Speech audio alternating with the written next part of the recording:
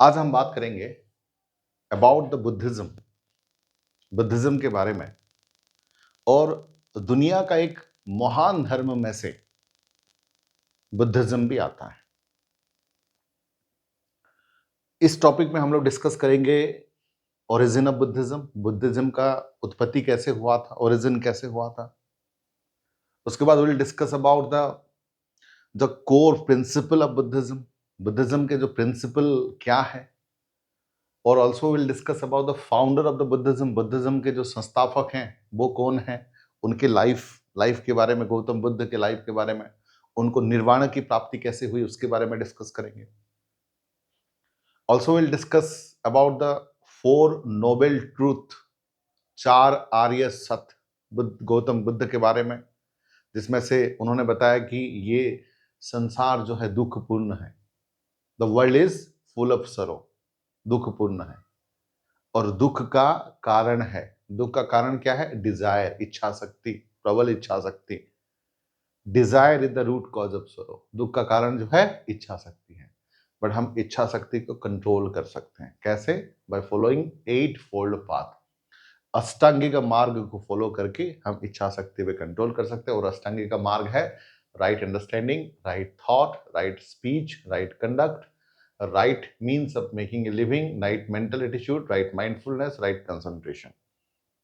तो ये चीजों हम करके, जैसे कि राइट थॉट है, सही विचार लाके, जैसे कि राइट स्पीच है, सही बातें बोल के, जैसे कि राइट कंसंट्रेशन है, सही से ध्यान करके। तो ये सब करके हम क्या कर सकते हैं? अपने इच्छाओं पे कंट्रोल ला सकते हैं, डिजायर पे कंट्रोल ला सकते हैं, जिसमें हमें क्या होगा? सेल्वेशन की प्राप्ति होगी, हमें जो है मोक्ष की प्राप्ति होगी। ठीक है, this is the cause of the Buddha, this is the, you can say, चार आर्य सत्य जिसको कहा जाता है।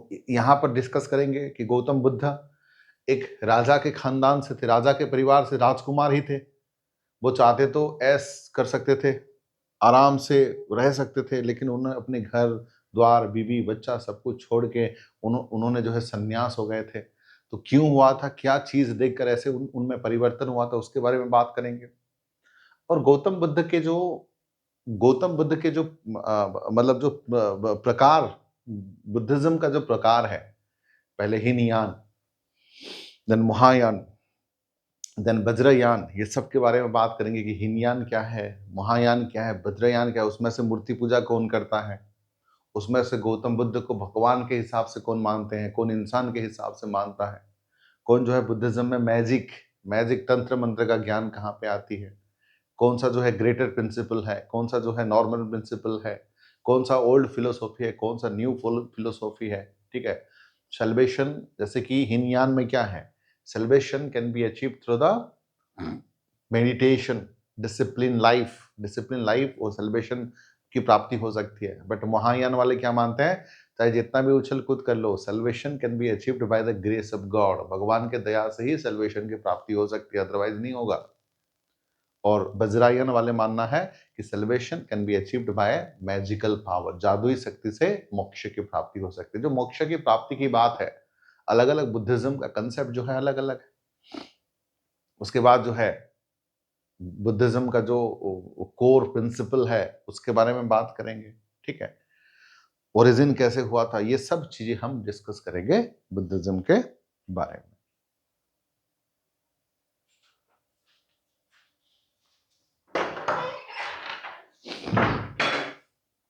ठीक है, ये एक शानदार टॉपिक है। और मैं बता दूं, एग्जामिनेशन पॉइंट ऑफ व्यू भी ये एक रेलिवेंट टॉपिक है और मतलब इंपॉर्टेंट टॉपिक है।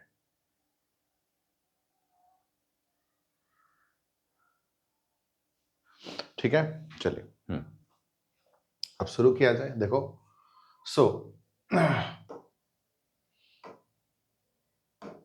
चलिए सबसे पहले हम बात करेंगे कि इंट्रोडक्शंस में से, ठीक है, कि India witness the growth of two alternative religion, Buddhism and Jainism.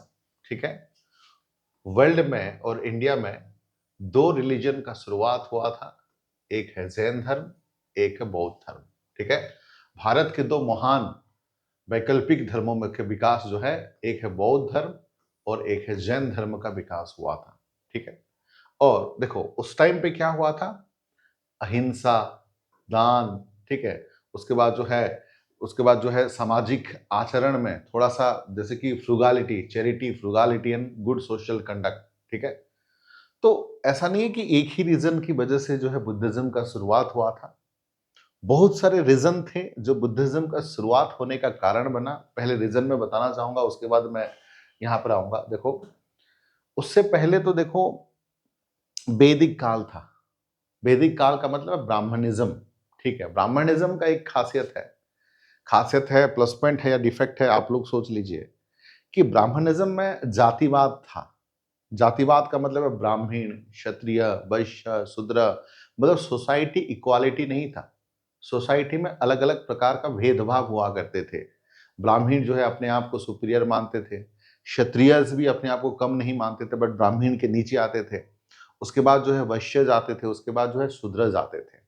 तो ये जो चार चार सोसाइटी के वर्ण हुआ करते थे उस टाइम पे, देखो एक तरफ से ब्राह्मणस, ठीक है, एक तरफ से क्षत्रियस और एक तरफ से वैश्यस और एक तरफ से शूद्रस।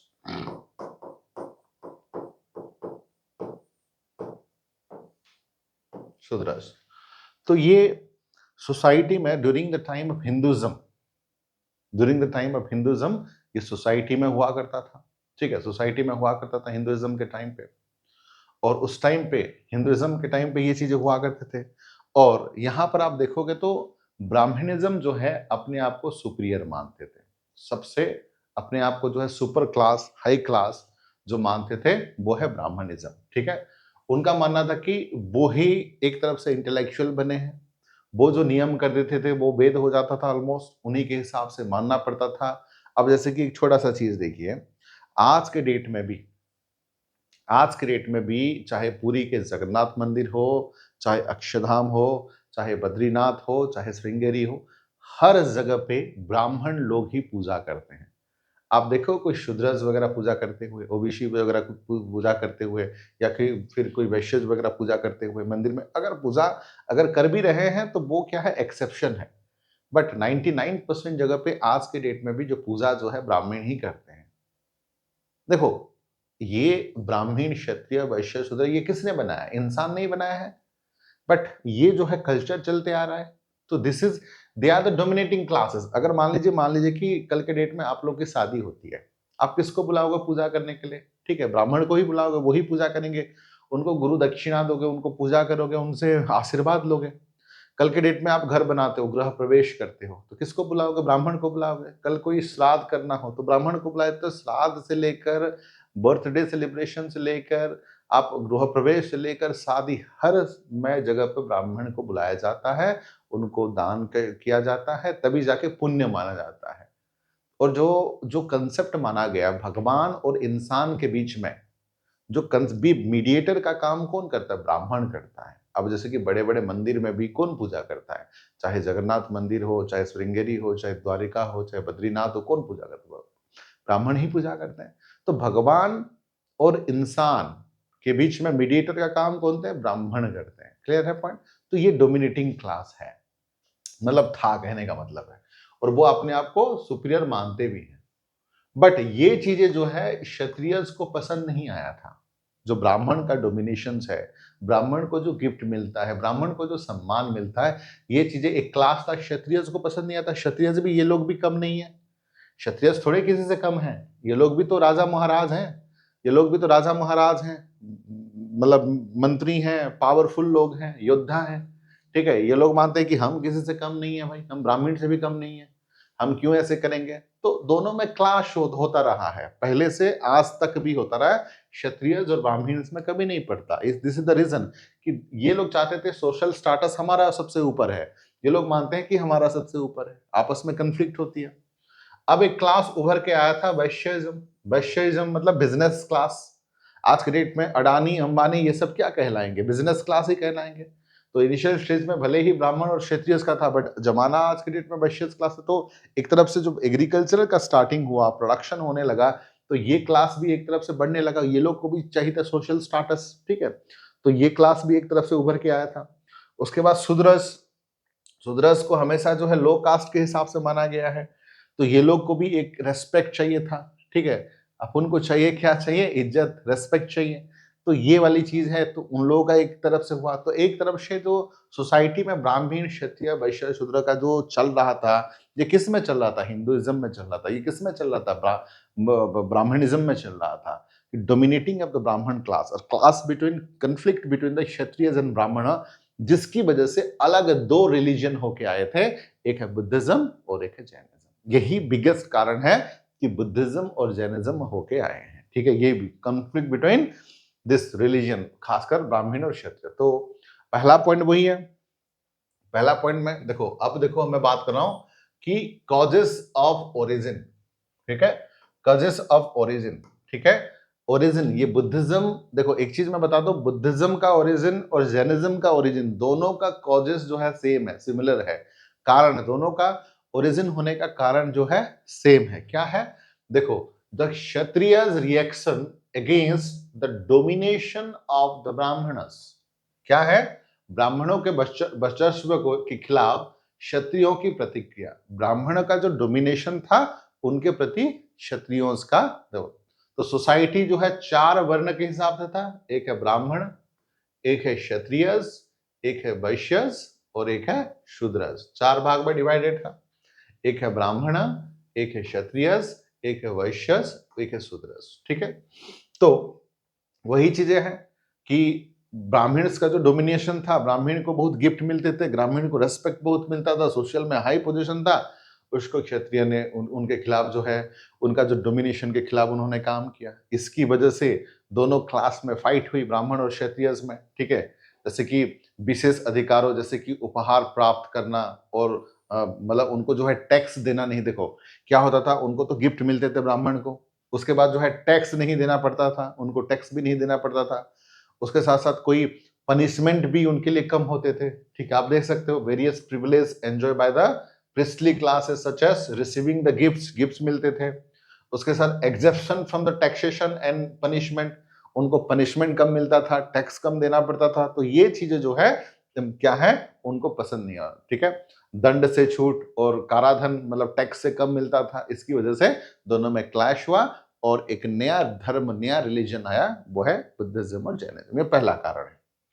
अब दूसरा कारण देखो, दूसरा कारण क्या है, वैदिक दर्शन के अपनी मूल सिद्धांत खो दी गई, द वैदिक फिलोसॉफी, द वैदिक philosophy had lost it original purity, the वैदिक दर्शन ने अपनी मूल सिद्धांत सिद्धांत को खो दी थी, मतलब जो वैदिक फिलोसॉफी था उसने ही अपना ओरिजिनलिटी, देखो ओरिजिनलिटी वैदिक में ऐसा नहीं लिखा था कि ब्राह्मण ही डोमिनेट करेंगे, उनको गिफ्ट मिलेगा, उनको टैक्स नहीं मिलेगा, ओरिजिनल वैदिक फिलोसॉफी जब हुआ था वो सबको रेस्पेक्ट करने की बात हुई थी, सबको सम्मान देने की बात हुई थी, वेद की ज्ञान की बात हुई थी, बट ये लोग धीरे धीरे, ये कुछ लोग आए थे और अपना मनमानी करके चले गए, उसमें ऐसा नहीं लिखा था कि ये उसको पूजा करना पड़ेगा, ये लोग मीडिएटर बनेंगे, उनको गिफ्ट मत दो, उनको टैक्स मत दो, ये जो है इंसान खुद बनाया था, तो अपना जो वैदिक फिलोसॉफी था वो खुद जो है डाउन होने लगा, जो लोगों को धीरे धीरे भरोसा कम होने लगा, ठीक है, this is the one of the reason that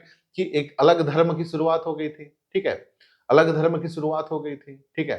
अब देखो थर्ड रीजन की बात करें, ठीक है, अब थर्ड रीजन क्या है, द वैदिक रिलीजन, जो वैदिक रिलीजन था had become very complex and had degenerated into superstitious dogmas and rituals, का मतलब क्या है, वैदिक धर्म बहुत जटिल हो गया था, बहुत कॉम्प्लेक्स हो गया था, वैदिक धर्म जो है बहुत ही कॉम्प्लेक्स हो गया था, और उसमें क्या आ गया था, अंधविश्वास आ गया था, उसमें जो है हट धर्मिता आ गया था, और उसमें कर्मकांड में पतित हो गया था, एक तरफ से कह सकते हो कि बहुत कॉम्प्लेक्स होके उसके बाद degenerated into superstitious dogmas and rituals, मतलब एक तरफ से अंधविश्वास उसमें आ गया था, क्या आ गया था, सुपरस्टिशियस, देखो एक होता है विश्वास, एक होता है अंधविश्वास, ठीक है, अंधविश्वास, ठीक है, अंधविश्वास से मुझे याद आया अंधभक्त, ठीक है, अब जैसे कि अंधभक्त हैं, ठीक है,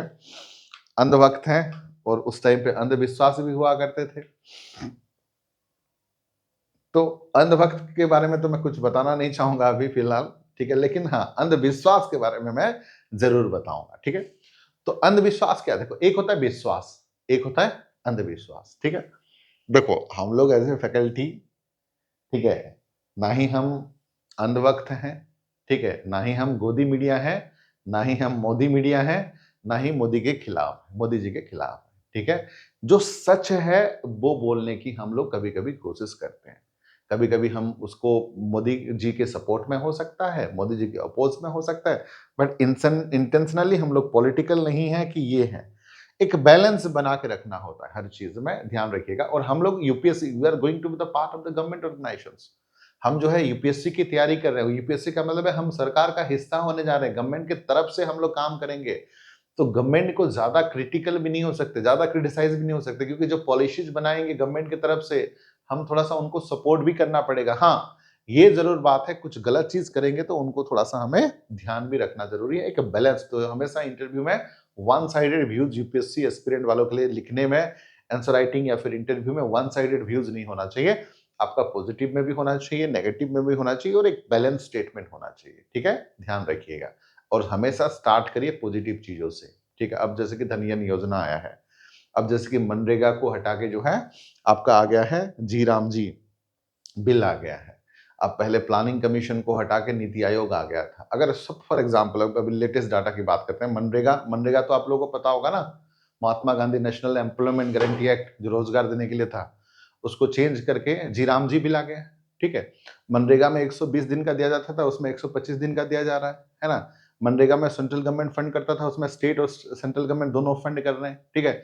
मनरेगा में कंपलसरी था, अब जो है कंपलसरी नहीं है, स्टेट के पास इच्छा है, पैसा है तो देंगे, नहीं तो नहीं देंगे। तो अब महात्मा गांधी को हटा के, उनका नाम हटा के राम जी का नाम ले आए हैं। महात्मा गांधी कैपिटल भारत मतलब राष्ट्रपिता हैं, उनको हटा के वो किए हैं, ठीक है। तो कहने का मतलब है खाली नाम चेंज करने से ही चीजें होगा, या सच में चेंज करना चाहते हैं? अगर कुछ चेंज करना था तो उसी में भी मनरेगा नाम रख के भी चेंज किया जा सकता था। अगर मोदी जी गवर्नमेंट ये जो चेंज करना चाहती है तो नाम वही रख के भी काम में चेंज किया जा सकता था, बट अलग से नाम चेंज करने की क्या जरूरत है?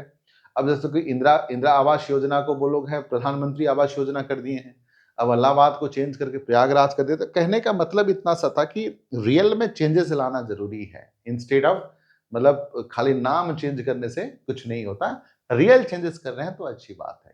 ये बात करना था। एनीवे हाँ, तो यहां पर मैं बात कर रहा था कि जो वैदिक कल्चर हो गया था अंधविश्वास ही हो गए थे लोग, जो है ब्लाइंड बिलीव, अंधविश्वास जो है सुपरस्टिशियस जिसको बोलते हैं। देखो हम सुपरस्टिशियस किसको बोलेंगे? सपोज मान लीजिए कि यहाँ पर जो है बहुत सारे बच्चे हैं, ठीक है, जैसे कि ओमकार है, मान के चलिए ओमकार का बात करते हैं, ओमकार नहीं तो कोई और भी ले लीजिए मान के चलिए, ठीक है। अगर मान के चलिए वो ओमकार या कोई XYZ तैयारी कर रहा है, यूपीएससी की तैयारी कर रहा है, ठीक है। वो एक बाबा के, आज के डेट में तो आप लोगों को पता है दुनिया भर के बाबा हैं और अलग अलग प्रकार के बाबा हैं, वो बाबा के पास जाता है और पूछता है, बाबा जी मैं यूपीएससी की तैयारी कर रहा हूँ और मैं क्या करूं जो मेरा सिलेक्शन हो, पूछता है ओमकार या कोई और भी पूछता है मान के चलिए। तो बाबा जी बोलते हैं कि बेटा ओमकार समोसा खाया था? तो बोलता है हाँ जी बाबा जी मैं तो समोसा खाता हूँ, रोज खाता हूँ, सुबह शाम भी खाता हूँ। हरी चटनी के साथ खाया था या लाल चटनी के साथ खाया था? ओमकार बोलता है हरी चटनी के साथ बाबा जी, कृपा जो है उसमें अटका हुआ है, अगले बार समोसा खाओगे तो लाल चटनी के साथ खाना, तुम्हारा यूपीएससी हो जाएगा। ऐसे बाबा भी मिलेंगे तुम्हें। तो ये बताओ आप विश्वास है या अंधविश्वास है? जाहिर सी बात है ये अंधविश्वास है। अगर वही बाबा आपको बोलते हैं कि नहीं बेटा तैयारी करो, 10 घंटा पढ़ाई करो, अच्छा स्टडी मटेरियल पढ़ो, अच्छा फैकल्टी से पढ़ो, तुम्हारा सिलेक्शन होगा, 1-2 साल लगता है, पैसेंस रखिए, ये क्या है? ये है सही मायने में गाइडेंस। लेकिन समोसा के साथ तुम हरी चटनी खाओ, लाल चटनी खाओ, पीला चटनी खाओ, काला चटनी खाओ, उससे सिविल सर्विस तो होने वाला नहीं है। क्लियर? आपको भी पता है। तो ऐसे लोग भी हैं दुनिया में, ठीक है। बहुत सारे बाबा ऐसे हैं, आप खुद न्यूज में अभी ट्रेंड कर रहे थे, एक बाबा मैं नाम नहीं लूंगा, वो लोगों को गोमूत्र पीने के बारे में बताते हैं, लोगों को जो है आयुर्वेदिक के बारे में बताते हैं। जब वो थोड़ा सा एक दिन चल दिए थे तो उनको बुखार हो गया था, वो उनके लिए डॉक्टर 3-4 आ गए थे सेवा करने के लिए। तो यही बाबा का ट्रेंड चल रहा है माहौल में, ठीक है। तो एनीवे तो कहने का मतलब है कहने का मतलब इतना सा है कि अंधविश्वास आ गया था चीजों में, ठीक है। अब अगला पॉइंट की तरफ आते हैं। अगला पॉइंट में क्या है कि पैट्रोनाइजिंग। ओमकार, कभी तुम गए तो नहीं हो किसी बाबा के पास? हैं? बिल्कुल जाना भी मत। बाबा से बेटर है मतलब खुद अच्छा से ध्यान करो, अच्छा से मेहनत करो, सिविल सर्विस हो जाएगा, है ना? चलिए, ऑलराइट। सीरियसली मत लेना, this is a part of joke, ठीक है? हाँ, देन हाँ, बट समोसा खाते रहना है हरी चटनी के साथ। चलिए, हाँ, तो उस अगला टॉपिक जो है patronising Buddhism and Jainism by Vaishyas. Vaishyas मतलब business class and other merchant group who wanted, देखो हु वांटेड क्या है, better social status and regain of peace. क्या चाहिए था उनको? देखो उन्होंने क्या कहा, देखो जो बिजनेस क्लास है, ठीक है, बिजनेस क्लास है और अन्य व्यापारियों को समूह द्वारा बौद्ध धर्म और जैन धर्म का संरक्षण संरक्षण जो बेहतर सामाजिक स्थिति और शांति, लाइफ में यही तो चाहिए, का शासन चाहते थे। क्या चाहते थे? एक ऐसा लाइफ चाहते थे जिसमें पीस हो, ठीक है, जिसमें शांति हो। उसके साथ ऐसा लाइफ चाहते थे जहां पर क्या है, बेहतर सामाजिक स्थिति, social status, better social status. सबको चाहिए कि नहीं? सबको बेटर सोशल स्टेटस था। अच्छा बताओ, ये जो ये जो कास्ट के हिसाब से अलग अलग किया गया है, किसको अच्छा लगता है सबसे नीचे वाला कास्ट होना? बताओ किसको अच्छा लगता है? नहीं लगता, किसी को भी अच्छा नहीं लगता। सब लोग बराबर हैं। अब बनाने वालों ने किसी किसी को जो अगल अलग नहीं किया है, तो तुम लोग कौन होते हो ये ब्राह्मण क्षत्रिय वैश्य शूद्र में बनाने वाले? सब लोग बराबर है, सब लोग इक्वालिटी है। तो यही प्लस पॉइंट था बुद्धिज्म का कि यहाँ पर वर्ण नहीं था, यहाँ पर जाति नहीं था, ठीक है, यहाँ पर वर्ण या जाति नहीं था, या अलग क्लास ब्राह्मण क्षत्रिय वैश्य शूद्र नहीं था, सब लोग बराबर थे। ये चीजें जो है लोगों को क्या लगा, लोगों के माइंड में पीस, शांति, और लोगों के माइंड में क्या है, बेटर सोशल स्टेटस, अपने आप को एक इज्जत, रेस्पेक्टेड महसूस किए। तो ये भी एक रीजन था, ठीक है। अगला रीजन देखिए, ready to accept for a simple aesthetic peace centric principle of Buddhism and Jainism by general form. क्या है? बौद्ध और जैन धर्म के सरल, तपस्वी और शांति केंद्रित सिद्धांत, ठीक है, क्या है? Simple aesthetic and peace centric, सरल, तपस्वी एंड शांति। जो ऐसा एक धर्म होगा, ऐसा एक धर्म होगा जहां पर शांति है, जहां पर जो है तपस्वी लाइफ, जहां पर जो है शांति केंद्रित है, तो लोग उस पर अट्रैक्ट होंगे कि नहीं? या ऐसा एक धर्म होगा जहां पर मारपीट, मतलब ये होगा तो लोग अट्रैक्ट होंगे? तो जाहिर सी बात है ये सब चीजों में लोग अट्रैक्ट होने लगे, लोग जाने लगे। सो ये भी एक रीजन था बुद्धिज्म और जैनिज्म का, मतलब एक अलग से ये होना, ठीक है। और एक सबसे बड़ा रीजन भी था, देखो पॉइंट, हेडिंग पॉइंट पहले पढ़ लो, rise of new agricultural economy which demanded the animal husbandry, ठीक है, नई कृषि अर्थव्यवस्था का उदय जिसने पशुपालन की मांग की। देखो एक तरफ से एक न्यू एग्रीकल्चरल इकोनॉमी का शुरुआत होने लगा, ठीक है, नई कृषि अर्थव्यवस्था का उदय, ठीक है, एक नया कृषि अर्थव्यवस्था का उदय होने लगा, जिसमें क्या चाहिए था? डिमांडेड द एनिमल हस्बेंड्री, जिसमें क्या मांग किया गया था? पशुपालन की मांग। देखो यहां पर जो है उस टाइम पे देखो स्लॉटर ऑफ एनिमल्स हुआ करते थे, स्लॉटर ऑफ एनिमल्स, ठीक है, वहां पे स्लॉटर ऑफ एनिमल्स हुआ करते थे, ठीक है। मतलब स्लॉटर ऑफ एनिमल्स का मतलब क्या है? पशु बलि हुआ करता था। अब देखो एक तरफ से देखो, try to understand the point what I mean to say here, ठीक है। एक तरफ से आपको चाहिए था जितने भी जानवर थे, क्योंकि एक एग्रीकल्चरल सोसाइटी स्टार्ट हो गया था, लोगों को चाहिए था एग्रीकल्चर धीरे धीरे, मतलब लोग जो है, जो मैंने लास्ट टाइम बताया था, एक स्टेबल फूड के हिसाब से एग्रीकल्चर है, लोग ज्यादा डिपेंडेंट जो है एग्रीकल्चर में करते हैं। देखो आज के डेट में इकोनॉमी की बात करें तो हमारा जो है primary sector, that is agricultural sector, then उसके बाद जो है टर्शियरी सेक्टर, देन उसके बाद जो है सर्विस सेक्टर। टर्शियरी सेक्टर में आपके मतलब सेकेंडरी सेक्टर में आपके इंडस्ट्रीज वगैरह आएंगे, थर्ड में टर्शियरी सेक्टर और सर्विस सेक्टर, जिसमें जो है आपके अलग अलग चीज आएंगे, आईटी इंडस्ट्रीज, ठीक है, ये सब चीजें आएंगे। बट इनिशियल स्टेज में क्या है, एग्रीकल्चरल सेक्टर पे लोग ज्यादा डिपेंडेंट करते थे। आज के डेट में भी 51%, अराउंड 50% लोग डिपेंड करते हैं एग्रीकल्चरल सेक्टर में। तो उस टाइम में तो 95% लोगों के पास एग्रीकल्चर ही था और कुछ था ही नहीं। ठीक है, तो agriculture was there priorities. Agriculture से उनको स्टेबल फूड मिलता था, खाने को मिलता था। और एग्रीकल्चर जो है, इंसान के साथ साथ अब हल जोतने के लिए क्या चाहिए, बैल चाहिए। हर मामले में पशु जो है एक जगह से दूसरी जगह ट्रांसपोर्ट करने के लिए बुलक कार्ट था उस टाइम पे। ठीक है, उस टाइम उससे ट्रांसफर, जानवर ट्रांसफर करते थे। तो जानवर का पूरा हेल्प, नंगल जोतने के लिए क्या चाहिए था, जानवर। आज के जैसा ट्रैक्टर था नहीं, तो जानवर का मदद चाहिए था। बट दूसरी तरफ से क्या था, यहाँ पर हिंदू धर्म में क्या चला था, स्लॉटर ऑफ एनिमल्स, पशु बलि, पशुओं को बलि दिया जा रहा था। तो स्लॉटर ऑफ एनिमल्स होगा तो पशु जो है कम हो जाएंगे, एग्रीकल्चर वो विकास नहीं कर पाएंगे। इसलिए दूसरा एक एक बिजनेस क्लास शुरुआत हो गया था, जिनको क्या चाहिए था, पशु बलि नहीं चाहिए था। उनको जो है अच्छा लाइफ और अच्छा हेल्दी लाइफ जीना था। Vedic practice of animal sacrifice result in killing of cattle indiscriminately. The way progress to, देखो, Vedic period of animal sacrifice resulted in killing of cattle indiscriminately and stood in the way of the progress of the new agricultural economy। ठीक है, देखो यहां पर जो है पशु बलि की वजह से, पशु बलि की वजह से कि वैदिक प्रथा के परिमाण स्वरूप, ठीक है, क्या हो रहा था, अंधाधुंध जो है हत्या हो रहा था, जिसकी वजह से जो नई पृथ्वी अर्थव्यवस्था था उसके प्रगति में जो है बाधा दिया था, एक तरफ से एंड हो गया था। ठीक है, सो ये था, तो दैट्स व्हाई लोगों ने उसको पसंद नहीं किया और लोग जो है उसके तरफ जाने लगे। ठीक है, यही रीजन था। तो ये जो है मेनली 4 रीजन है। देख लो आप एक बार रीजन फिर से रफली। तो पहला रीजन क्या है, पहला रीजन तो ये है कि क्षत्रियस और ब्राह्मण का कन्फ्लिक्ट, पहला रीजन है। दूसरा रीजन क्या है, वैदिक philosophy lost it original purity, वैदिक दर्शन का जो अपनी मूल सिद्धांत में उसमें जो है पतन होने लगा। और तीसरा जो चीजें क्या है, ठीक है, वैदिक रिलीजन जो है उसमें सुपरस्टिशियस, अंधविश्वास आने लगा। ठीक है, उसके बाद क्या है, एक बिजनेस क्लास को चाहिए था, बेटर सोशल स्टेटस चाहिए था, है ना। उसके बाद क्या है कि यहाँ पर जो है सिंपल एसेटिक पीस सेंट्रिक था, मतलब सरल तपस्वी और शांति केंद्रित लाइफ था। उसके बाद क्या है, एक न्यू एग्रीकल्चरल इकोनॉमी, नई कृषि अर्थव्यवस्था, जिसको एनिमल हस्बेंड्री, मतलब डिमांड चाहिए था, इन पशुपालन करना चाह रहे थे ये लोग, स्लटर नहीं करना चाह रहे थे, मारना नहीं चाहते, पशु बलि नहीं देना। तो यही रीजन था कि एक तरफ से, मतलब एक तरफ से बढ़ता गया। ठीक है,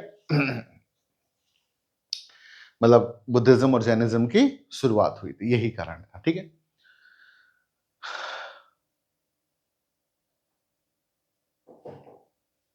Anu Mishra, casteism is oust for Hinduism, correct है, सही बात है। कास्टिज्म जो है नहीं होना चाहिए। इंसान जो है सब बराबर है, अलग अलग धर्म, हालांकि अलग अलग कास्ट, ठीक है, अलग अलग धर्म भी नहीं होना चाहिए मेरे हिसाब से तो, क्योंकि इंसान जो है, इंसान को इतना ज्ञानी बनाया गया है, कभी कभी लोग जो है इस ज्ञान का उल्टा इस्तेमाल कर देते हैं। सबसे परम धर्म क्या है, इंसानियत है। सबसे परम धर्म क्या है, इंसानियत है। ठीक है, ह्यूमैनिटी, एक अच्छा इंसान बन के रह जाओ यार। हिंदू, मुस्लिम, क्रिश्चियन, जैन बन के मत रहो, एक अच्छा इंसान बन के रह जाओगे तो भी बहुत बड़ी बात है।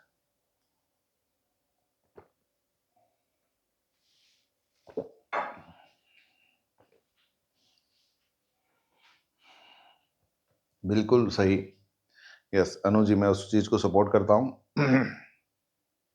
ठीक है, ठीक है। क्योंकि हम जो है इंसान पैदा हुए हैं, लेकिन बनते हैं इंसान के अलावा हर चीज बनते हैं, इंसान नहीं बनता है। कोई हिंदू बनता है, कोई मुस्लिम बनता है, कोई क्रिश्चियन बनता है, कोई जैन बनता है, कोई ब्राह्मण बनता है, कोई क्षत्रिय, कोई वैश्य, कोई शूद्र बनता है, इंसान नहीं बनते यार। इंसान के अलावा हम सब चीज बन जाते हैं। ठीक है, तो इसलिए एक अच्छा इंसान बन पाओ, irrespective of caste, colour, creed, religion, तो सबसे बेहतर है। चलिए एनीवे, अब आते हैं।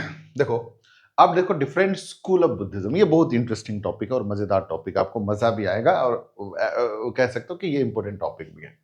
ये जो है examination point of view, this is one of the important topic. ठीक है, different school of Buddhism. Different school of Buddhism में देखो 3 प्रकार का बुद्धिज्म है। ठीक है, बुद्धिज्म 3 प्रकार का है। ठीक है, 3 प्रकार का बुद्धिज्म है।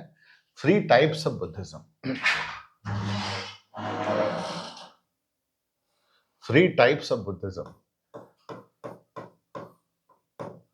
3 टाइप्स ऑफ बुद्धिज्म। बुद्धिज्म के 3 प्रकार के बुद्धिज्म। ठीक है, एक है बेटा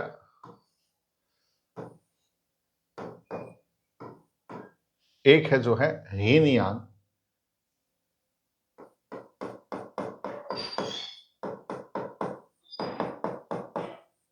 हीनयान बुद्धिज्म। एक है महायाना।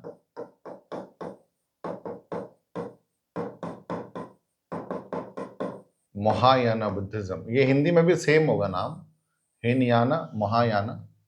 और एक है वज्रयाना। वज्रयाना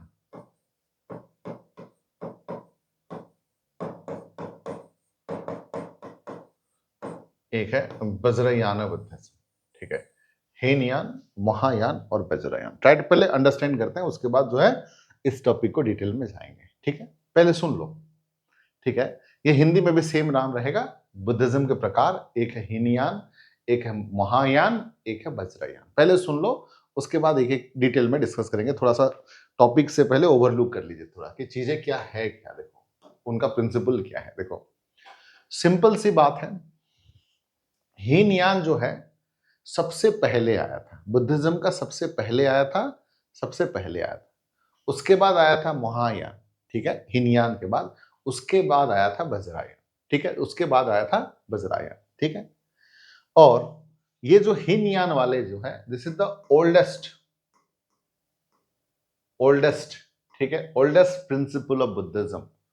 मतलब बुद्धिज्म का जो कह सकते हो कि फाउंडर है या ओरिजिनल सोच वाले हैं उस टाइम पे, ये लोग जो है मतलब ये क्या करते थे, ये जो है ओल्डेस्ट थॉट वाले गौतम बुद्ध को एक इंसान मानते थे। मतलब राजा का बेटा, रेस्पेक्ट करते थे, राजा का बेटा मानते थे, बट इंसान मानते थे। They consider Gautam Buddha as a human being. Human being, एक नॉर्मल इंसान मानते थे। ठीक है, नॉर्मल इंसान मानते थे। और ये लोग मूर्ति पूजा नहीं करते थे, स्टेचू, मूर्ति पूजा नहीं करते थे,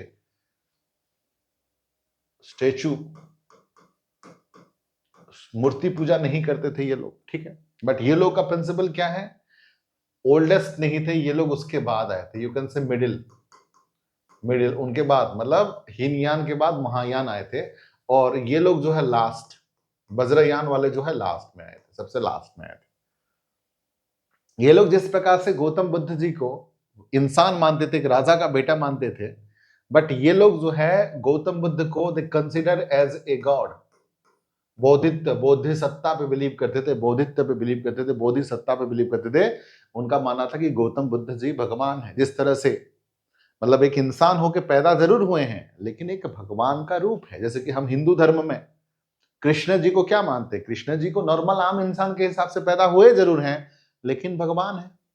अब राम जी आम इंसान, राजा का बेटा के हिसाब से दशरथ के घर में पैदा जरूर हुए हैं ह्यूमन बीइंग के हिसाब से, बट हैं भगवान। उसी प्रकार ये लोग मानते हैं कि गौतम बुद्ध जो है जरूर जो है वो पैदा हुए हैं इंसान के हिसाब से, वो भगवान का रूप है। कि किनका मानना है, ये महायान, ये उनका मानना है हीनयान का, नहीं केवल इंसान है, भगवान का रूप नहीं है। बट ये लोग मानते हैं वो चमत्कारी है, भगवान का रूप है, जिस तरह से कृष्ण जी हैं, जिस तरह से हम लोग का राम जी। ठीक है, और ये लोग भी they consider as a god. ठीक है, और ये लोग जो है कह सकते हो, ठीक है, स्टेचू, मूर्ति पूजा पे बिलीव करते थे, और सॉरी मूर्ति पूजा पे बिलीव नहीं करते थे। ये लोग भगवान मानते हैं तो ऑब्वियसली बात है मूर्ति पूजा पे बिलीव करेंगे, मूर्ति स्टेचू पे बिलीव करेंगे, ये लोग भी स्टेचू पे बिलीव करेंगे। उनका जो लैंग्वेज हुआ करता था पाली, पाली लैंग्वेज, पाली लैंग्वेज, ये जो लैंग्वेज इस्तेमाल करते थे वो संस्कृत, संस्कृत लैंग्वेज, और ये भी जो है संस्कृत लैंग्वेज इस्तेमाल करते। देखो पाली जो है वो कॉमन लैंग्वेज है, लैंग्वेज फॉर ऑल। संस्कृत जो है that is the language of intellectual. Language of intellectual का मतलब क्या है, जो बुद्धिजीवी हैं वो ही संस्कृत का इस्तेमाल करते। संस्कृत जो है एक तरफ से डिफिकल्ट लैंग्वेज है, कह सकते हो कि संस्कृत जो है एक तरफ से डिफिकल्ट लैंग्वेज है। डिफिकल्ट लैंग्वेज का मतलब है, ऑब्वियसली बात है, संस्कृत जो है हर किसी को नहीं आता, संस्कृत जो है हर किसी को नहीं आता, तो ऑब्वियसली बात है ये एक तरफ से डिफिकल्ट लैंग्वेज है। But my dear friend, but Pali जो है it's a language for all, common लोगों के लिए ये लैंग्वेज है, लैंग्वेज फॉर ऑल है, सबके लिए ये लैंग्वेज है पाली।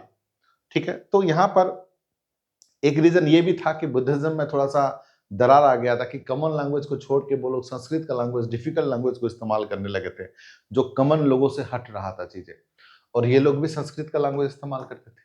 ठीक है, और एक सबसे बड़ी चीज है, एक होता है निर्वाण। ठीक है, निर्वाण जिसको हम लोग कह सकते हैं सेल्वेशन, हिंदी में उसको निर्वाण और इंग्लिश में उसको सेल्वेशन, सेम चीज है, हिंदी में निर्वाण, इंग्लिश में सेल्वेशन, मोक्ष की प्राप्ति जिसको हम लोग बोलते हैं, मोक्ष की प्राप्ति, निर्वाण की प्राप्ति, मोक्ष की प्राप्ति, सेल्वेशन, सेम चीज है। ठीक है, देखो उनका प्रिंसिपल क्या है, हिनयान का प्रिंसिपल क्या है कि सेल्वेशन, ये दोनों सेम चीज है, सेल्वेशन, निर्वाण और मोक्ष सेम चीज है, और ये you can say supreme knowledge, ज्ञान की प्राप्ति, ये सब सेम चीज है। ठीक है, तो सुप्रीम नॉलेज, तो निर्वाण और मोक्ष, सेल्वेशन और मोक्ष की प्राप्ति, उनका मानना है कि हीनयान, उनका मानना था कि निर्वाण और salvation can be achieved through meditation and self discipline. ठीक है, क्या सेल्वेशन कैसे हम अचीव कर सकते हैं, salvation can be achieve through meditation plus self discipline, self discipline. ठीक है, मेडिटेशन एंड सेल्फ डिसिप्लिन। देखो मैं एक चीज बताता हूं कि आपको पीडीएफ वगैरह तो मिल जाएगा, लेकिन जब मैं लिखित रूप से थोड़ा सा लिख के समझाता हूं ना, उस टाइम पे आप लोग लिख लिया करो, ताकि यही जो चीज होता है मैं लिख के देता हूं ना, आपके दिमाग में फिट होके बैठेगा। समझ रहे हो? हालांकि पीडीएफ तो है, वो आपको मिल जाएगा, कोई दिक्कत नहीं। अभी ये जो मैंने पॉइंट बता रहा हूं उसका भी पीडीएफ है, लिखित रूप से है, लेकिन इस तरीके से मैंने जिस तरीके से, जैसे कि हिनयान को अलग कर दिया, महायान, वज्रयान को अलग, एक एक छोटा छोटा सा पॉइंट वाइज कर रहा हूं, तो उसको आप हिंदी में भी लिख सकते हो अपनी भाषा में, या इंग्लिश में भी लिख सकते हो, छोटे छोटे चीजें, ये कंसेप्ट के लिए, ये दिमाग में फीड करने के लिए है। बाकी एक एक पॉइंट को और भी पीडीएफ में है, मैं मेंशन कर दूंगा, ये लिखोगे तो आपको याद रहेगा, बस इतना है। देखो हाँ चीजें, देखो निर्वाण और सेल्वेशन की बात क्या है, सेल्वेशन, उनका मानना है कि निर्वाण और salvation can be achieve through meditation and self discipline. मतलब मोक्ष की प्राप्ति हो सकता है कैसे, हम अगर मेडिटेशन करेंगे, मेडिटेशन का मतलब है ध्यान करेंगे, और क्या है, सेल्फ डिसिप्लिन, मतलब डिसिप्लिन लाइफ जिएंगे, तो हमें मोक्ष की प्राप्ति हो सकती है। ये फिलोसॉफी किनका था, ये फिलोसॉफी जो है उनका था, हिनयान वालों।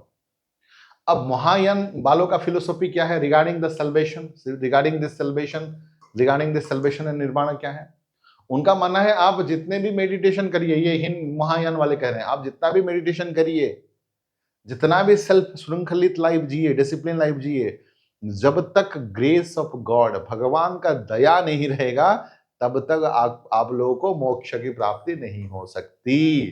आज के डेट में बहुत लोग मानते हैं आप जितना भी मेहनत कर लो, भगवान साथ नहीं देंगे तो कुछ नहीं होने वाला, जो किस्मत में लिखा है वही होने वाला, जो किस्मत में आपका जॉब लिखा है वही जॉब मिलेगा, जो किस्मत में आपके लाइफ पार्टनर, बॉयफ्रेंड गर्लफ्रेंड मिली हैं, जिंदगी भर पार्टनर मिलेंगे, वही मिलेगा। आप जितना भी उछल कूद कर लो, जितना भी ट्राई कर लो, जितना भी इंप्रेस कर लो, और पढ़ाई भी जितना भी कर लो, जब तक किस्मत में नहीं है तो नहीं मिलेगा। तो ये कुछ लोग मानते हैं आज के डेट में भी, मैं उनको गलत या सही यहाँ पर नहीं बोल रहा हूँ, बट कुछ लोग ऐसे हैं जो किस्मत के भरोसे में रहते हैं और मानते हैं। ठीक है, क्लियर है पॉइंट? तो ये लोग भी वही मानते हैं कि मेडिटेशन जितना भी कर लो, अपने आप को सेल्फ डिसिप्लिन जितना भी कर लो, जब तक ग्रेस ऑफ गॉड, क्या चाहिए उनको, grace, grace of God. Grace of God का मतलब यहां पर क्या है, ग्रेट ऑफ अमीर, जैसे बुद्ध, गौतम बुद्ध, उनको वहां पर गॉड माना गया है। ठीक है, तो जब तक भगवान दया नहीं करेंगे तब तक आप सफल नहीं होंगे, ये उन्होंने कहा है महायान वाले। समझ रहे हो मेरी बात है? ठीक है, क्या है ये, नेहा जयसवाल सर, हमें सब यही बोलते हैं, हाँ बिल्कुल ठीक है। और जितना एज बढ़ता जाता है ना, तो भगवान पे उतना भरोसा होता जाता है। ये किस्मत देखो मैं अपनी बातें बता रहा हूँ, लोगों की बातें नहीं। जब आप लोगों के एज में था, ठीक है, वैसे तो मैं आप लोगों का एज ही हूँ, 2-3 साल ही बड़ा हूँ, आपसे ज़्यादा एज नहीं है।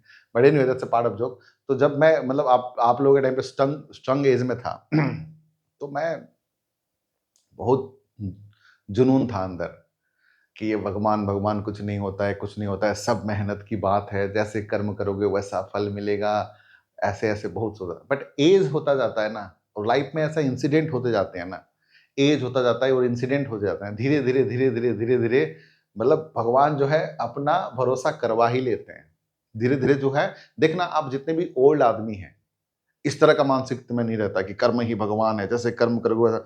वो बोलते हैं कि यार बेटा ठीक है, कर्म तो ठीक है, थोड़ा सा पूजा पाठ भी कर ले बेटा, थोड़ा सा ध्यान भी कर ले, थोड़ा सा भगवान को पूजा, मतलब ये क्यों क्यों जितने भी ओल्ड जनरेशन वाले क्यों, क्योंकि ये उस लाइफ जी चुके होते हैं। और जो यंग होता है ना, वो हर लाइफ नहीं जिया होता है, उसको इतना डिफिकल्टी, इतना फेलियर, इतना ये सब नहीं मिला हुआ होता है, मिक्सअप, वो पूरा जोश में होता है, जो आप लोग जिस एज में हो। अच्छी बात है, बुरी बात नहीं, अच्छी बात है, ठीक है। लेकिन जितना ओल्ड जनरेशन है, ये लाइफ जी चुके हैं, तो उनको लगता है कि नहीं यार, मैंने मेहनत भी बहुत की थी, लेकिन कहीं न कहीं किस्मत साथ नहीं दिया। और कभी-कभी लगता है यार मैंने तो मेहनत कम की थी यार, किस्मत साथ दे दिया है। ऐसा भी लगता है कभी-कभी, ठीक है। तो मिक्सअप है, मिक्सअप है, ठीक है। और आप लोग की शादी-वादी जब होगी ना, तब ये चीज़ ज़्यादा रियलाइज़ होगा। चलो ये सिविल सर्विस प्रिपरेशन तो मान के चलता हूँ कि मेहनत है, बट किस्मत पे भरोसा जब शादी-वादी के टाइम पे हो जाती है, या फिर अलग-अलग इंसिडेंट होते हैं उस टाइम पे हो जाता है, ठीक है। क्योंकि किस्मत में नहीं है, मेहनत भी सब कुछ नहीं होता। एनीवे चलिए अब आते हैं, नेक्स्ट है, क्या है? वज्रायन। समझ में आया एक प्रिंसिपल, दोनों का प्रिंसिपल अलग। अब वज्रायन मानना है, वज्रायन वाले मानना है, क्या मानना है उनका, कि salvation can be achieved, nirvana can be achieved through, देखो वज्र का मतलब क्या है, वज्रायन का मतलब, वज्र मतलब मैजिकल पावर, जादुई शक्ति। वज्र का मतलब होता है मैजिकल पावर, जादुई शक्ति। उनका मानना क्या है, salvation can be achieved through the magical power, ठीक है, through the magical magical power, जादुई शक्ति से हम क्या कर सकते हैं कि मोक्ष की प्राप्ति या सल्वेशन की प्राप्ति या निर्वाण की प्राप्ति हो सकती है। यही अलग अलग प्रिंसिपल, अलग अलग मानना है, ठीक है।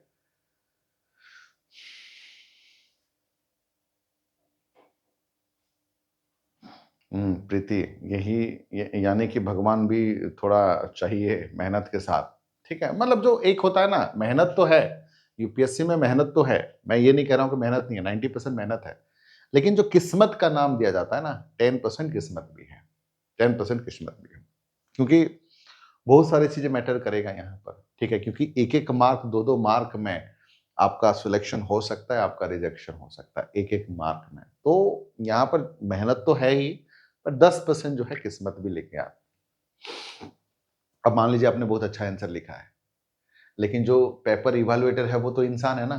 क्या पता अपने बीवी से झगड़ के आया हो, क्या पता पड़ोसी से झगड़ के आया हो, क्या पता दारू, और ऐसा भी हो सकता है आपने थोड़ा सा एवरेज लिखा है, क्या पता दारू वारू पी के आया हो, पेपर चेक कर रहा हो, आपको मार्क ज्यादा दे दिया। यू नेवर नो, यू मतलब ये तो मशीन नहीं है ना कि जजमेंट होगा। तो उसके मूड पे भी कभी कभी डिपेंड तो कर सकता है ना। और आपका 2 मार्क उधर उधर हो गया तो आपका सिलेक्शन रिजेक्शन ऊपर नीचे हो जाएगा। 5 मार्क ऊपर नीचे हो गया तो आपका सिलेक्शन रिजेक्शन ऊपर नीचे हो जाएगा। ये बड़ी बात तो है नहीं, है ना। हाँ, प्रीलिम में ठीक है, प्रीलिम में आप, ये नहीं है, बट मेंस का आंसर राइटिंग है, तो वो तो पेपर इवैल्यूएटर जो करेगा उसके मूड के पे भी थोड़ा सा तो डिपेंड करता है। मान के चलो आपका इंटरव्यू हो रहा है, इंटरव्यू में ना आपने कुछ ऐसा शब्द बोल दिया जो, मान लीजिए कि कोई भी, अब जैसे कि यही क्वेश्चन मान लीजिए कि आप भगवान पे बिलीव करते हैं, जैसे कि आप भगवान पे बिलीव करते हैं मान लीजिए, ठीक है, और वो है कि भगवान को बिल्कुल बिलीव नहीं करता, और आपने ऐसा बातें कर दी कि भगवान को बिलीव, भला उसको अच्छा नहीं लग सकता है। या वाइस वर्सा, एक होता है धार्मिक इंसान, आपको पूछता है और आपने अपना अलग कंसेप्ट दिखाते हो कि भगवान भगवान कुछ होते नहीं है, उल्टा हो सकता है। तो यू नेवर नो, इसलिए तो इसीलिए मतलब बहुत फेमस कहावत भी है, ठीक है,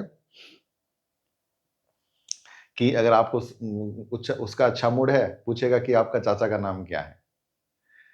इंटरव्यूअर का अच्छा अच्छा मूड है तो पूछेगा आपका चाचा का नाम क्या है। उसका खराब मूड है तो पूछेगा मेरा चाचा का नाम क्या है बताओ। तो थोड़ा सा तो मैटर करता है, ठीक है।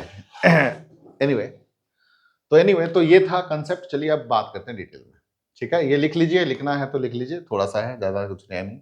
अब चलो, या स्क्रीनशॉट ले लो, अगर जो लोग थोड़ा सा आलसी किस्म के लोग हैं तो स्क्रीनशॉट ले लीजिए, बाद में पढ़ लेना, कोई दिक्कत नहीं है, ठीक है। हट जाता हूं मैं, नहीं तो मेरा खराब शकल तुम्हारा स्क्रीनशॉट में आ जाएगा। चलो ठीक है, डन। चलो अब देखो, हाँ अब आते हैं एक एक करके। तो हिन यान का एक एक करके कंसेप्ट, ये तो कंसेप्ट हो गया। अब एक एक करके समझते हैं कि चीजें है क्या। देखो, ठीक। अब देखो, लिटरेरी मीन्स, हिनयान का लिटरेरी मीन्स मीनिंग क्या है? The lesser path. The lesser path का मतलब है कम पथ, ठीक है। अर्थ, शाब्दिक अर्थ जो, ठीक है। And Theravada signifies the doctrine of elders. Theravada जो है उसका मतलब क्या है? बुजुर्गों का सिद्धांत, मतलब this is the oldest principle. This is the बुजुर्गों का सिद्धांत, मतलब this is the oldest principle है, ओल्डेस्ट ओल्ड फिलोसॉफी है, ठीक है ना। देन दूसरा पॉइंट पे क्या है कि consider the Orthodox school. Orthodox school, ठीक है। कंसिडर द ऑर्थोडॉक्स स्कूल, ठीक है। रूढ़िवादी स्कूल, ये लोग बिलीव करते थे क्या है? वो है रूढ़िवादी school. And be true to the Gautam Buddha. Gautam Buddha teaching then Mahayana.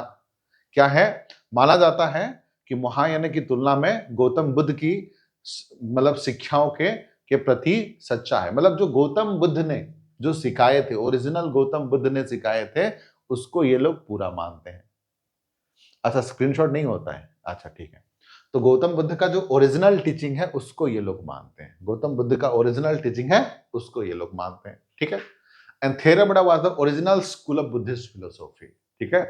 Theravada जो है बौद्ध दर्शन का मूल सिद्धांत है। तो ये जो है सिंपल सी बात है, ओल्ड प्रिंसिपल पे मानते हैं, गौतम बुद्ध का ओरिजिनल प्रिंसिपल पे मानते हैं। ये पुराने लोग हैं, ठीक है। ये जो है लेसर पाथ है, ठीक है। ये बुजुर्गों का सिद्धांत है, डॉक्ट्रिन ऑफ एल्डर्स है, ठीक है। अब देखो एक चीज है, द स्क्रिप्चर आर इन पाली। पाली एक लैंग्वेज है, इसके ग्रंथ जो है पाली में है। पाली, और मैंने बताया था संस्कृत लैंग्वेज।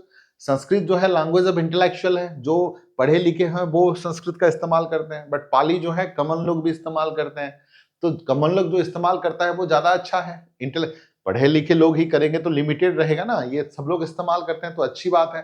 तो the language of the Buddhist taught, वो मतलब ये मैं जो जो जिस भाषा में बुद्ध ने शिक्षा दी थी, कौन सा भाषा में? पाली लैंग्वेज में, ठीक है। पाली लैंग्वेज में बुद्ध ने शिक्षा दी थी, बाद में संस्कृत हुआ, बट ये पाली लैंग्वेज वाले हैं, ठीक है। अब नेक्स्ट है, देखो, treat Buddha nothing more than human being. Gautam Buddha को क्या मानते हैं? एक नॉर्मल इंसान। नॉर्मल इंसान से ज्यादा कुछ नहीं मानते। Treat Gautam Buddha as a normal human being, मतलब गौतम बुद्ध को एक इंसान से ज्यादा कुछ नहीं मानते हैं। नॉर्मल इंसान मतलब नॉर्मल एक राजा का बेटा मानते थे, अच्छे इंसान मानते थे, राजा का बेटा मानते थे, बट भगवान नहीं मानते थे। अब जैसे कि हम कृष्ण जी को मानते हैं, हम राम जी को मानते हैं। अब जैसे कि मोदी हैं, वो नॉर्मल इंसान है ना, समझ रहे हो? नॉर्मल इंसान है, मतलब वो विश्वगुरु हो सकते हैं, बट नॉर्मल इंसान है। बट अब जैसे कृष्ण की बात करेंगे, अब राम जी की बात करेंगे, ये तो नॉर्मल इंसान नहीं है, ठीक है ना, ये तो भगवान का रूप है, लाइक दिस। तो गौतम बुद्ध को जो नॉर्मल इंसान मानते थे, मतलब भगवान नहीं मानते थे ये लोग, ठीक है। हाँ, अगला जो इंपोर्टेंट टॉपिक है, ये इंपोर्टेंट टॉपिक है, देखो क्या है। Does not believe in the ideal worship. मूर्ति पूजा पे विश्वास नहीं करते थे। क्या है? आइडियल वर्शिप का मतलब मूर्ति पूजा। अगर भगवान नहीं मानते हैं तो मूर्ति पूजा भी नहीं मानेंगे, सिंपल सी बात है, लॉजिक सेम है। एंड ट्राई टू अटेन, देखो, इंडिविजुअल सल्वेशन। सल्वेशन का मतलब है निर्वाण, मोक्ष। इंडिविजुअल सल्वेशन थ्रू क्या है? Self discipline and meditation. मैंने क्या बताया था कि सेल्फ डिसिप्लिन, श्रृंखलित लाइफ से और ध्यान से, मेडिटेशन से क्या प्राप्ति हो सकती है? सल्वेशन की प्राप्ति हो सकती है, निर्वाण की प्राप्ति हो सकती है, ठीक है। उन्होंने कहा है आत्मा अनुशासन और ध्यान से, ध्यान के माध्यम से व्यक्तिगत मोक्ष प्राप्त करने का प्रयास करता है। व्यक्तिगत मोक्ष, निर्वाण की प्राप्ति, सल्वेशन की प्राप्ति कैसे हो सकता है? सेल्फ डिसिप्लिन से और मेडिटेशन से, ठीक है, अनुशासन से और ध्यान से, ठीक है। उसके बाद देखो, ultimate aim of हिनायना is nirvana. उसका अल्टीमेट एम, अंतिम लक्ष्य क्या है? निर्वाण जो है उसका अल्टीमेट लक्ष्य है, ठीक है, निर्वाण उसका अल्टीमेट लक्ष्य है, ठीक है। अब आता है अगला जो कंसेप्ट है वो है महायान। अगला जो कंसेप्ट है वो है महायान, ठीक है। महायान क्या कहता है? लिटरेरी मीनिंग है महायान का द ग्रेटर पाथ। क्या है लिटरेरी मीनिंग महायान का जो है ग्रेटर पाथ? उसका मतलब है बड़ा पाथ, बड़ा पाथ है, ठीक है, अर्थ है लिटरेरी मीनिंग बड़ा अर्थ है। The term Mahayana and Hinayana were given by the Mahayana school. ये जो महायान स्कूल था, ये महायान और हीनयान शब्द दिए गए। ये दोनों शब्द जो है महायान और हीनयान, महायान और हीनयान और महायान और हीनयान, वो महायान स्कूल ने ही दिए हैं, ठीक है। अब देखो, the heterodox of the school of Buddhist philosophy, बौद्ध दर्शन का विधर्मी स्कूल, बौद्ध मतलब the heterodox school of Buddhist philosophy बौद्ध दर्शन का विधर्मी स्कूल माना गया है। And the it originated later than Hinayana, मतलब हीनयान पहले हुआ था, उसके बाद जो है महायान हुआ था। उसकी उत्पत्ति हीनयान के बाद हुई है, ठीक है ना, हीनयान के बाद हुई है, ठीक है। उसके बाद देखो, it has two chief philosophical school, एक है मध्यमिका, एक है योगाचार। एक है माध्यमिक और एक है योगाचार, ठीक है। इसके दो प्रमुख दार्शनिक विद्यालय हैं, इसके दो फिलोसॉफिकल स्कूल हैं, एक है माध्यमिक और एक है योगाचार, एक है माध्यमिक और एक है योगाचार, ठीक है। उसके बाद देखो, its scripture are in Sanskrit, ठीक है, उसका स्क्रिप्चर किस में था? उसका पाली में था। उसका क्या है? उसके ग्रंथ जो है संस्कृत में है, ठीक है।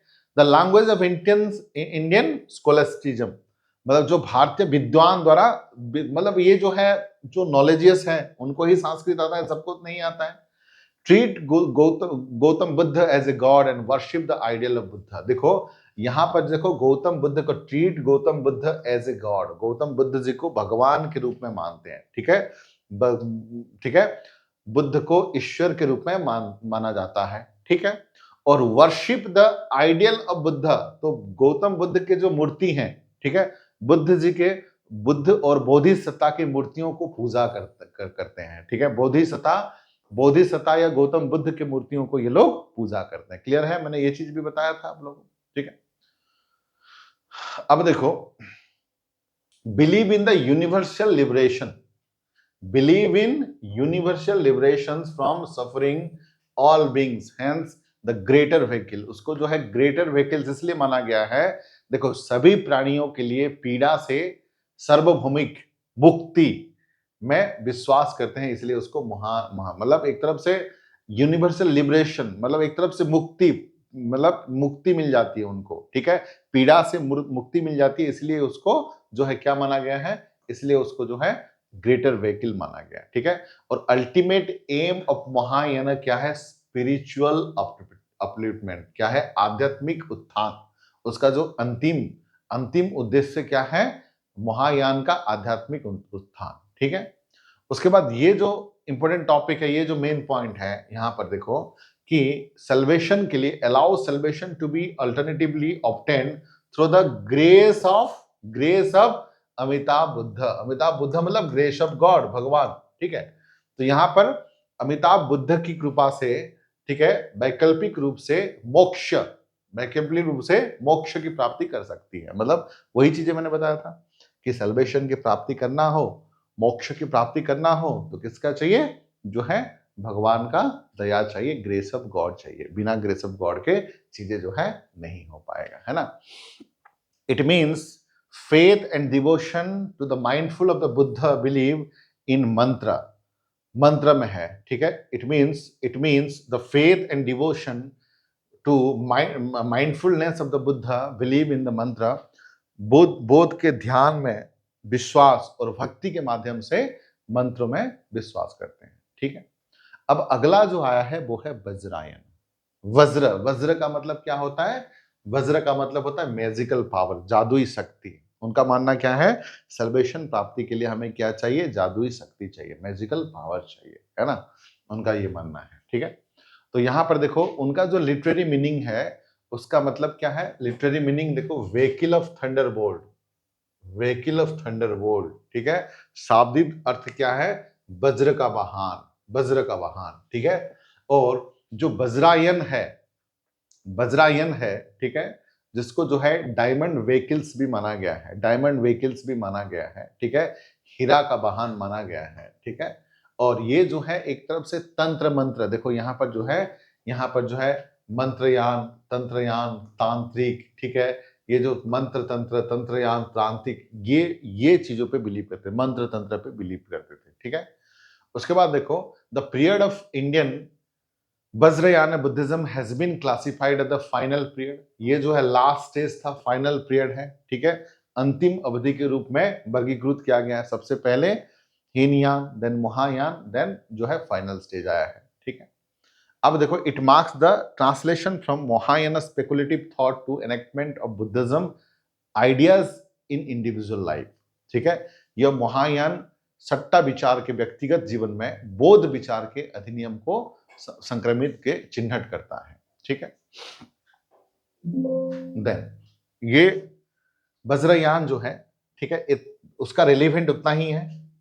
अब देखो,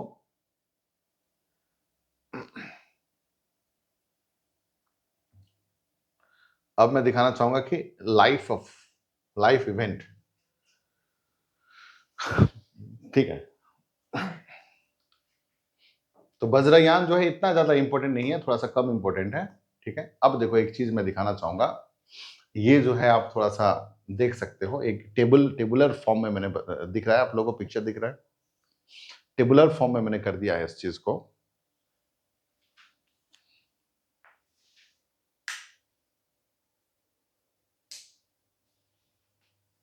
देखो, थोड़ा सा चीजों को समझते, डाटा है, उस कुछ नहीं है, ठीक है, इंग्लिश में है लेकिन डाटा है और कुछ नहीं है, ठीक है।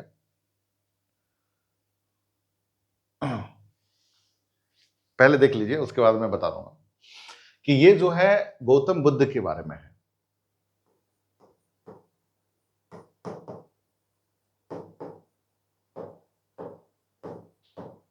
क्या है गौतम बुद्ध के बारे में?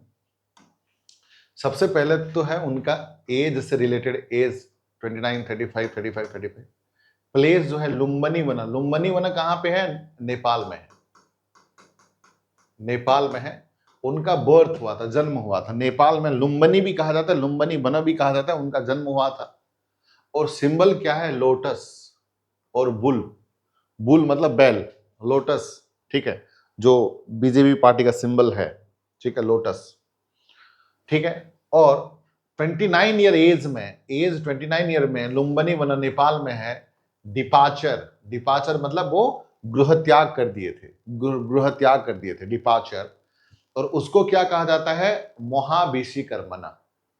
उस उन्होंने जब घर छोड़ दिया था, उसको कहा जाता है महाविषिकर्मणा।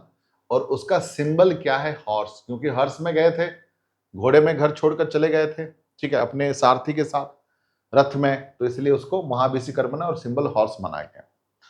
35 साल जो है, 35 साल की उम्र में गया में, गया कहां पे है बेटा? बिहार में, गया जो है बिहार में है, ठीक है। एनलाइटमेंट, एनलाइटमेंट का मतलब क्या है? मोक्ष की प्राप्ति, सल्वेशन की प्राप्ति, मोक्ष की प्राप्ति, सल्वेशन की प्राप्ति हुआ था, मतलब उसको निर्वाणा कहा गया, एनलाइटमेंट को। और ये कहां पर? बोधि ट्री, बोधि ट्री सिंबल जो है बोधि ट्री, ठीक है।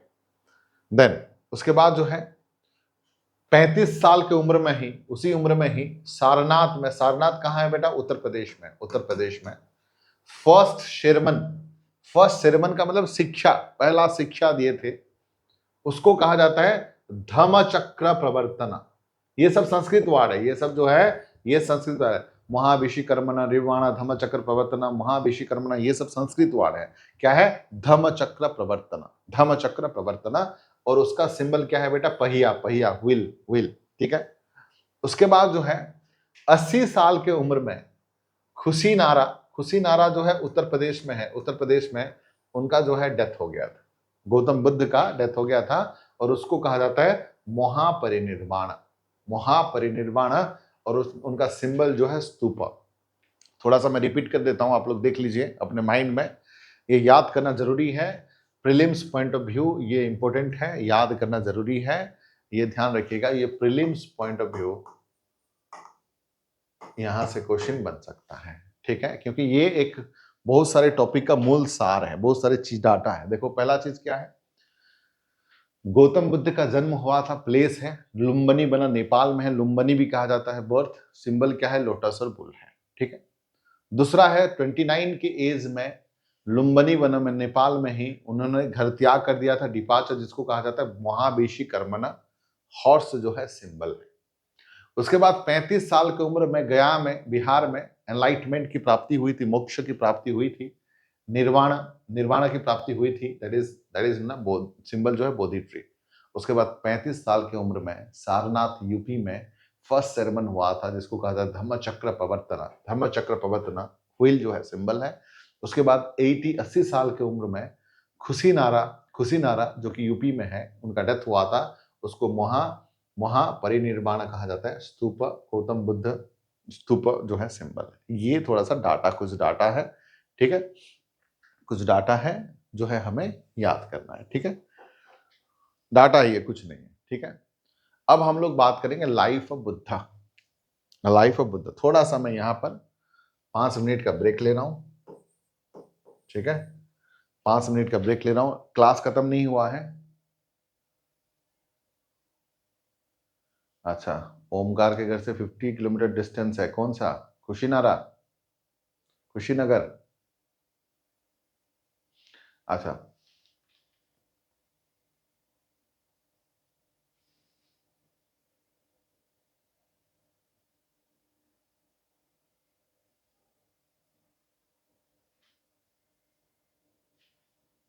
हम्म, ठीक है, चलो, हाँ, अभी 5 मिनट का थोड़ा सा ब्रेक लेते हैं, ब्रेक के बाद हम लोग जो है डिस्कस करेंगे, ठीक है, 5 मिनट के बाद विल डिस्कस।